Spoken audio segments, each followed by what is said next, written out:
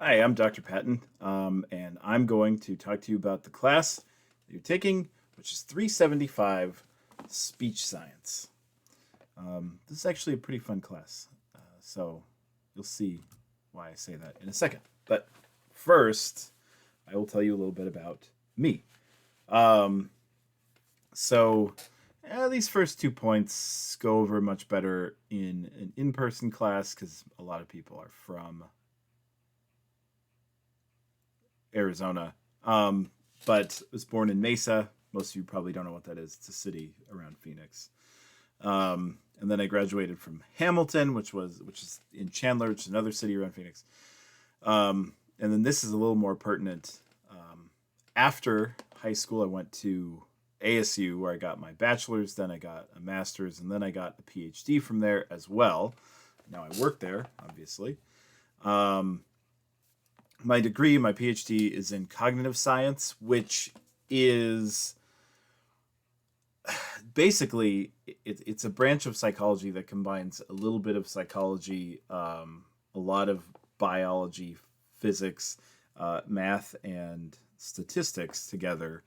Um, and one of the areas within cognitive science or cognitive psychology, it's called both of those things, is sensation and perception, which is the area that I specialize in most. Um, that's things like seeing and hearing and tasting, visual perception, auditory perception, etc. And that's how I ended up at speech and hearing. Is my work in auditory sensation and perception. So I've also had I'm a runner, which is what's going on here. Me and a couple friends doing some obstacle courses. Then early in my at college, I was an actor. This is the movie I was in. Then I went to a. I also did sound for movies, student films, and a couple of non-student films. Then I went to work at a radio station where I also did a lot of sound production, and then all of that work with sound took me to cognitive science. I also I mean, this is an old picture, and I just realized this lady back here was like, "You are not taking my picture," and put. I've never seen that before. That's really hilarious. Anyway, um, and that's one of the reasons why I went into sensation and perception was my love of sound. Okay, so let's talk about some of my research. Actually, let's go back. One other thing before we talk about research that I want to know about you is what is your favorite game? This where we could. I mean, that's a huge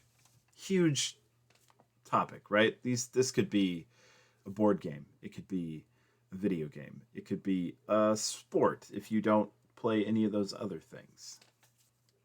And so I'll give you one of mine in all those different areas, two in one area. So I don't have it next to me, but Scrabble, freaking love Scrabble. It's awesome. And I mean, that's like old school. I have a version of Scrabble that's from like 1940 or 1930 or something like that. I don't play that one very often. It's kind of fragile, but it's pretty cool. It's almost 100 years old at this point, so that's cool. Um, a new game that I'm really into is this game called The Crew, which is it's based on like a really simple card game that I can't really remember the name of right now. But um, the way that they've made it difficult is you cannot talk to the other people that you're working with. The only way that you can communicate is by placing one of your cards out. And so it could be the highest card you have, it could be the lowest card you have. But you have to kind of try to assume what the other people are trying to say with that information, because there's no talking. And that's actually, it goes from like just some silly game to like a real difficult logic problem. It's really fun. Okay. Um, you know, video game, old school, Mario, Kirby, Mario Kart Double Dash for the GameCube was like my jam. Um, and then in terms of a sport, this is not very athletic. You know, I run. It's not really a sport though. It can be, but not the way I do it. Not good enough at it. Um, disc golf is totally fun. Love disc golfing. Um, okay, so those are mine. Yours, I want to know about yours. That is a discussion board that's up in the, I think it's the module 0, like getting started module. So that's where you can let me and everybody else in the class know about your favorite games. Okay. Why did I choose games? Because if you've had other classes with me, you know it's like in 205, it's your favorite movie. In 367, it's your favorite book or podcast. In 310, it's the weirdest broken bone. And 375, it's your favorite game. Because hopefully you feel this way too, but I feel like a lot of what we do in 375 is kind of like playing a game and trying to solve a problem. So you're going to have words like, these words that you're hearing right now, and you're going to run them through something like Pratt, which we'll talk about in a second. And you have to then like decode what you see in the spectrogram to decide what is being said. Sometimes you'll just see the spectrogram and you'll have to think like, well, that is a consonant, that's a vowel, that's like a hissing noise, that's probably an S, things like that. And you'll end up, by the end of this class, being pretty good at looking at a spectrogram and figuring out probably what word was said. Hopefully. Some people who have been doing this for a really long time are exceptionally good at it. Okay, my research. So one of the things I like to research is, or that I'm currently researching right now, is swear words. And we have shown that we use phonemes, different phonemes, vowel phonemes, at different rates for regular words versus swear words. A and particularly, are used a lot more for swear words than E and oo. We think that has something to do with what actually makes a word become a swear word, because it's not always the meaning. There's tons of words that mean the same thing. One of them is a swear word, the other is not. There's clinical terms. And if you look in the history of swear words, in fact, this is a book that I really enjoy. It's from like the 60s, and the first chapter is all about how like, well, sorry I have to put all these crazy words in this book and be all,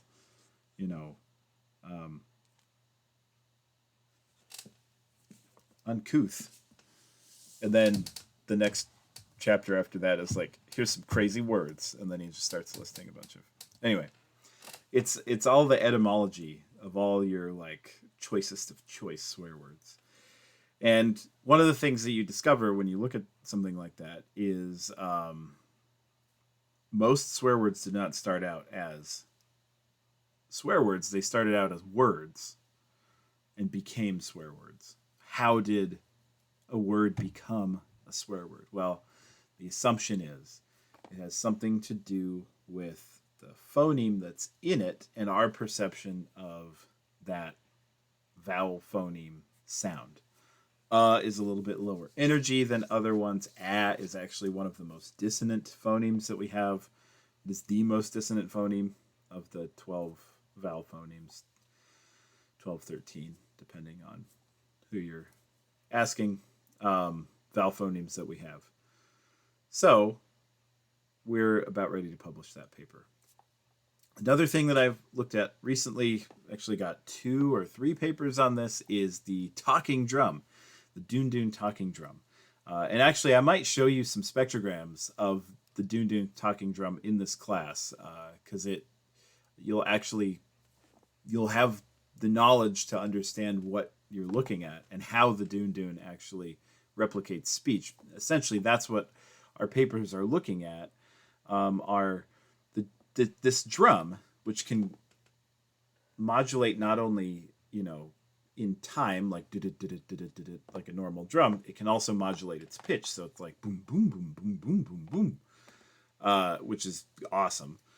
Can be used to represent speech, specifically the speech of the languages that are in the area where this drum is traditionally used, which are Niger-Congo languages, of which Yoruba is one. That's the language that we're focusing on. They're tonal languages. So a phrase that goes agbo is different than agbo. And it's not just intonation like we have here, like wow versus wow, where they do mean different things. Like the first one is I really could not care, and the other one is you're actually surprised. But that's kind of just like shades of sarcasm that are placed on top of that. But in Yoruba, it means like pencil versus egg or something like that. So agbo versus agbo, it's two totally different things. If you speak Mandarin, you're well aware of this. That's also a tonal language. Vietnamese. There's a bunch of other tonal languages. It's not just the Niger-Congo languages, but the drum is able to replicate the form of the language, and it could be used as a speech surrogate. People can listen to what this drum is saying and understand the message that's being said. And so we're trying to figure out, like, well, how does it do that? What's important about that signal that doesn't need to be in the speech because it's all contained in this drum. And then the last thing that I'll talk about that I've been looking at is a fourth color cone. There's three, and most of us have 3 cones. If you're colorblind, you only have 2. If you're color anomalous, you have 3, but 2 of them are really close. It used to be a while ago that people would think maybe there are 4 color cones for some people that can see a lot of colors.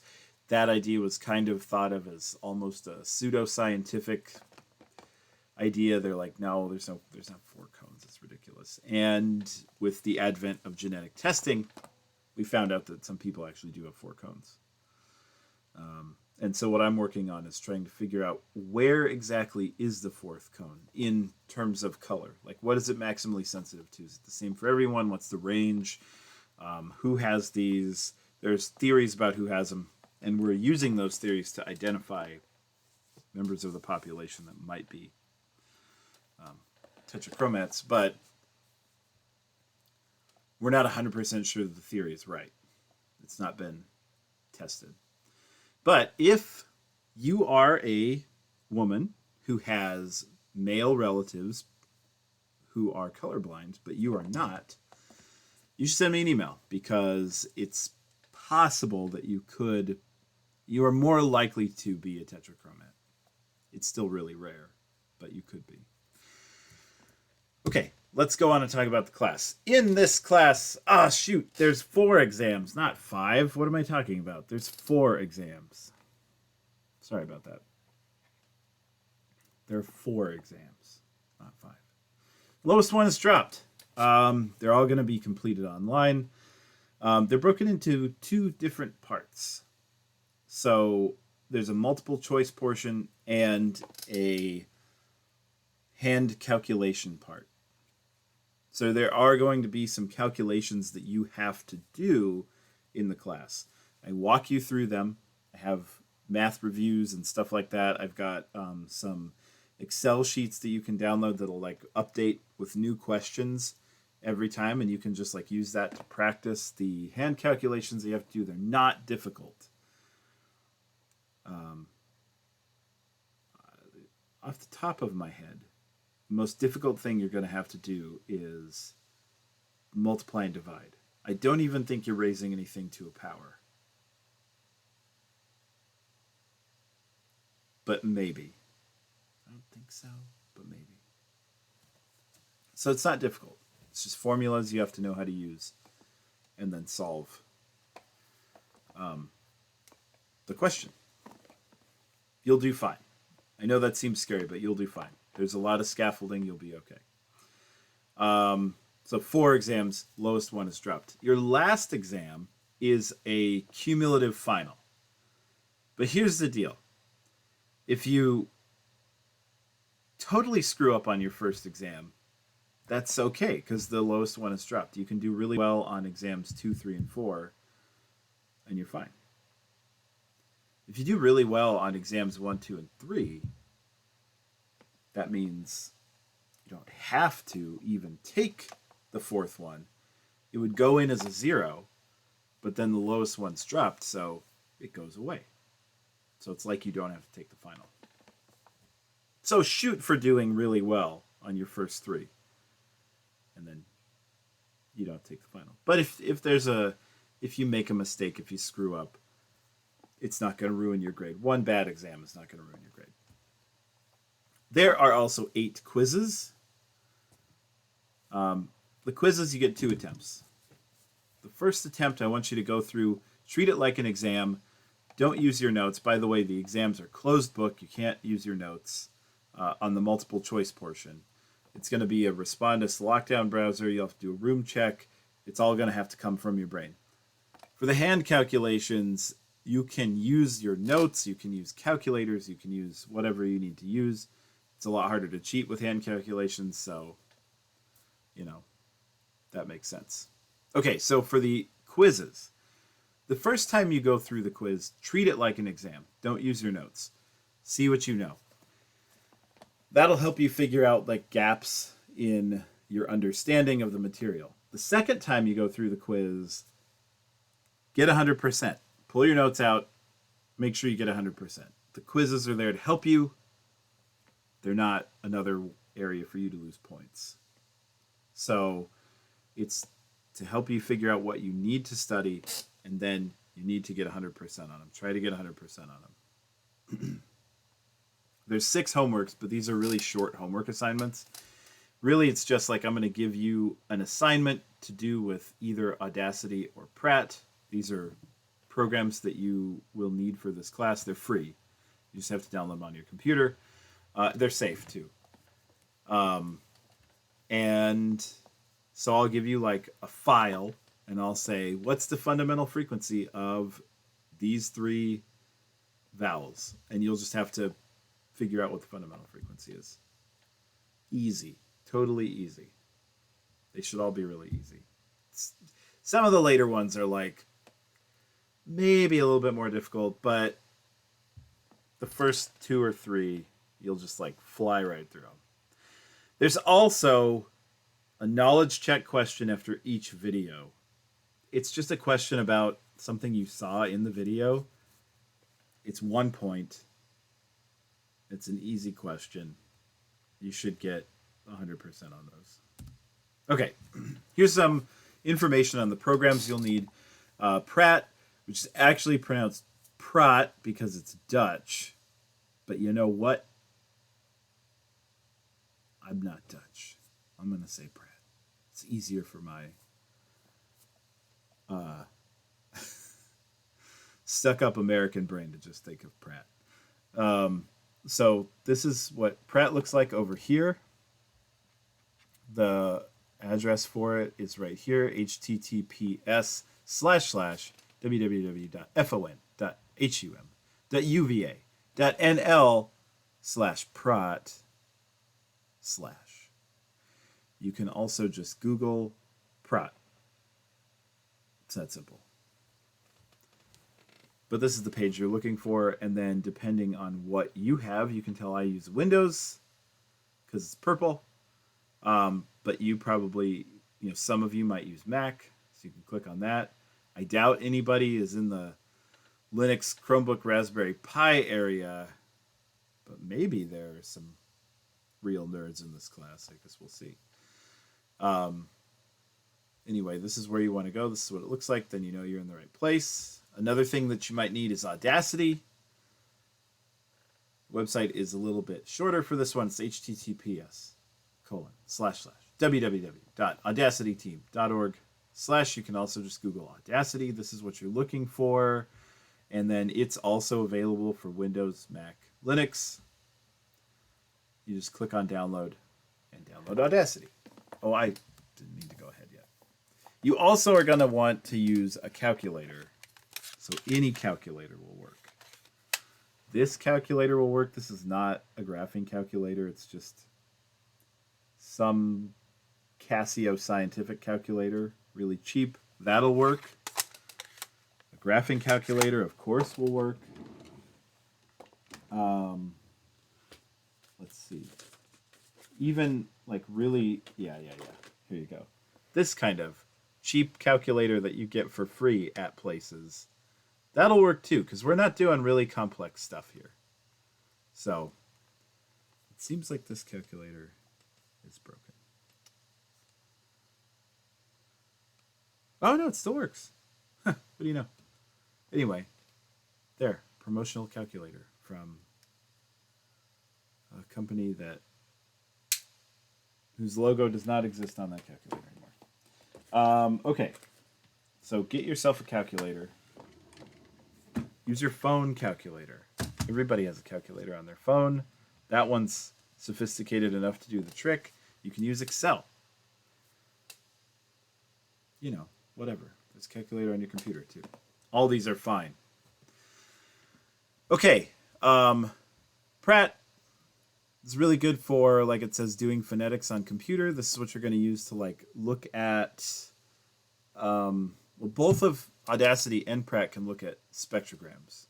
Audacity is a little bit more geared towards audio editing, but for some things like just looking at the fundamental frequency, it's really easy to do.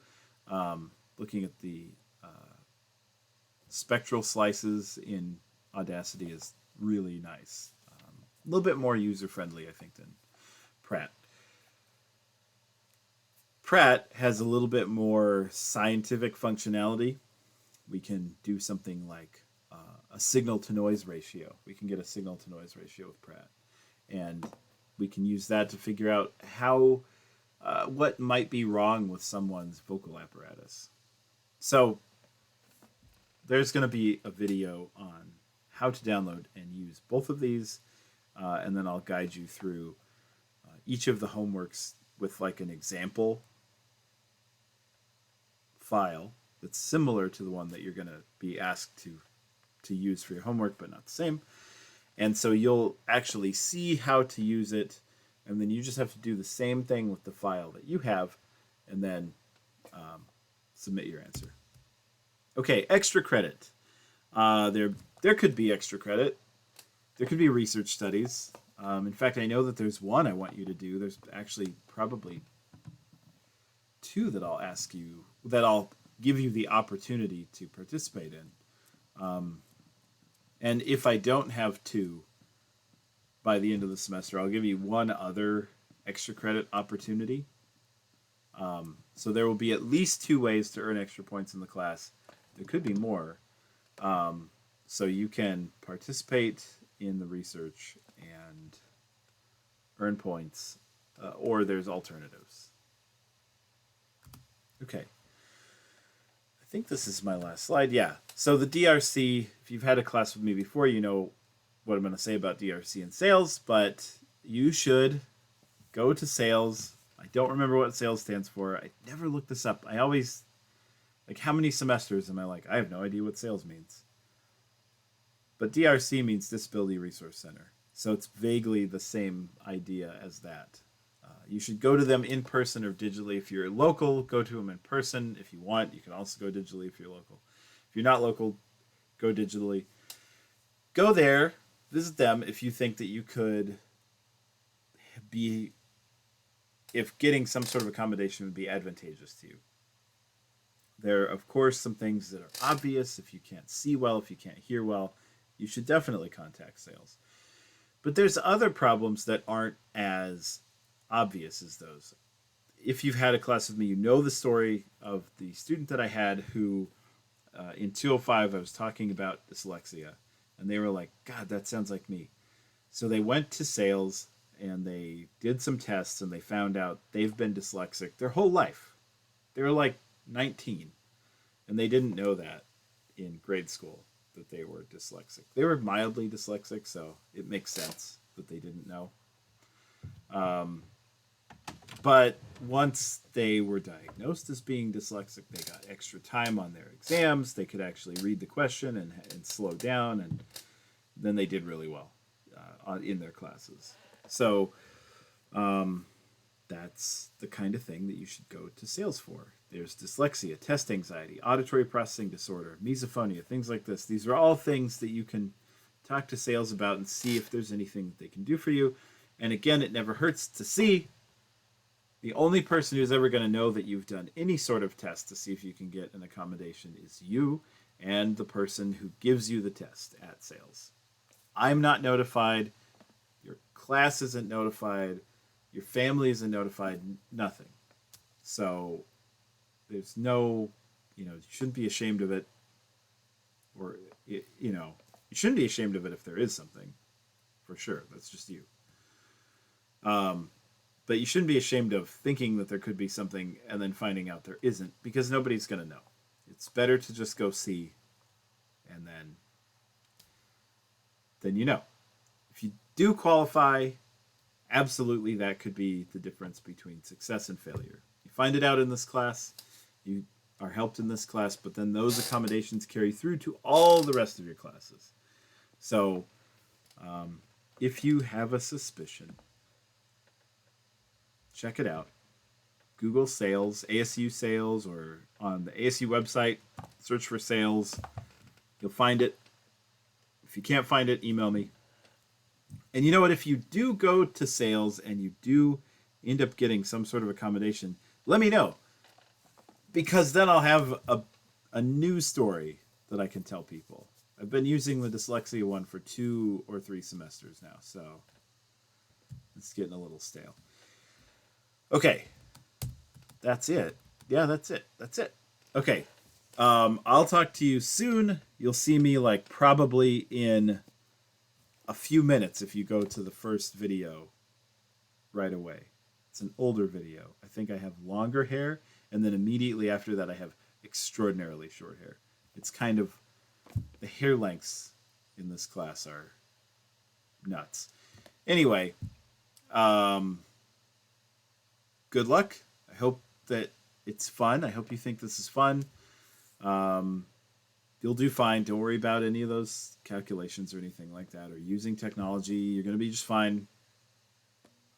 We can meet, we can do office hours if you need some extra assistance with it. You'll be fine. Okay. Good luck, and I'll talk to you soon.